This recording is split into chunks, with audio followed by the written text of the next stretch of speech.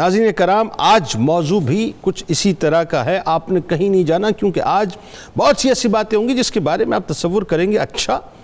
ہم اس رسم کو ادا کرتے آئے، ہمارے فور فادرز ادا کرتے آئے، لیکن یہ تو کچھ تھا ہی نہیں، معاملہ ہی کھوکھلا تھا صاحب، اس کی کوئی بنیاد ہی نہیں تھی، کوئی بیس نہیں تھی. اصل تو وہ فرائض اور واجبات تھے جن میں کوتاہیاں کرتے آیا، اور ان رسومات کو جن کو میں نے اپنا کے رکھا، اپنے سینوں سے لگا کے رکھا، بنیادی طور پہ اس کا تو کوئی تعلق تھی، اس کی کوئی اصل ہی نہیں تھی، اس کی کوئی بنیاد ہی نہیں تھی. یعنی آج موضوع ہے ناظرین فرائض و واجبات میں کوتاہی اور رسم و رواج پر اصرار. معاملہ یہ ہے کہ فرائض و واجبات عبادات کا محور و مرکز ہیں ناظرین، عبادات کی عمارت کی بنیاد ہیں. اگر عمارت کی بنیاد ہی نہیں تو عمارت کیسے کھڑی ہوگی، اور اگر عمارت کی بنیاد کمزور ہو تو عمارت کھڑی کیسے رہے گی؟ عبادات اگر دل ہے تو فرائض و واجبات اس کی دھڑکن، عبادات اگر جسم ہے تو فرائض و واجبات اس کی روح.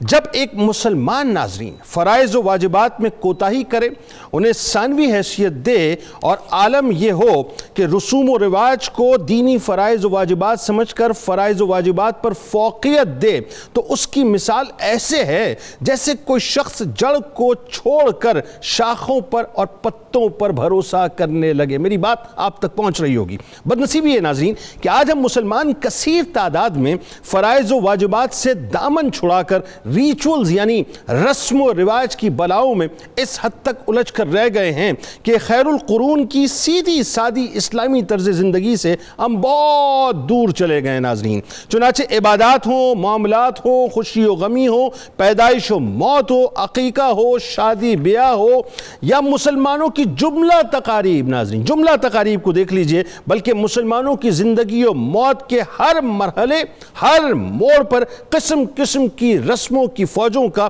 اس طرح عمل دخل ہو گیا ہے کہ مسلمان اپنی عبادات و زندگی کے تمام معاملات کو باپ داداؤں کی ان روایتی رسموں سے الگ کر ہی نہیں سکتے، بلکہ اس کو اپنی سینے سے لگا کے رکھتے ہیں کہ حقیقت خرافات میں کھو گئی، یہ امت روایات میں کھو گئی. ہمارا مسئلہ یہ ناظرین کہ ہم مستحب کاموں اور نوافل کو فرائض و واجبات کا درجہ دے کے یا اس کا نعم البدل سمجھ کر یا کہیں اس سے بھی آگے بتلا کر اللہ کو راضی تو کرنا چاہتے ہیں، مگر فرائض و واجبات کی ادائیگی ہم کرنا نہیں چاہتے. ہم پی آر بنانے کے لیے، بہت تلخ بات کرنے جا رہا ہوں صاحب، اس کو ہضم کر لیجئے گا، کہ ہم پی آر بنانے کے لیے دوڑ کر جنازے میں شامل تو ہونا چاہتے ہیں یا جنازوں میں شامل تو ہونا چاہتے ہیں، مگر فرض نماز با جماعت ادا کر کے اپنے جنازے سے پہلے اپنے جنازے کی تیاری نہیں کرنا چاہتے. ہم زکوٰۃ جیسے فرض کو بھی ایک رسم سمجھ کر ناظرین ادا کرنا چاہتے ہیں، اس کی روح کے مطابق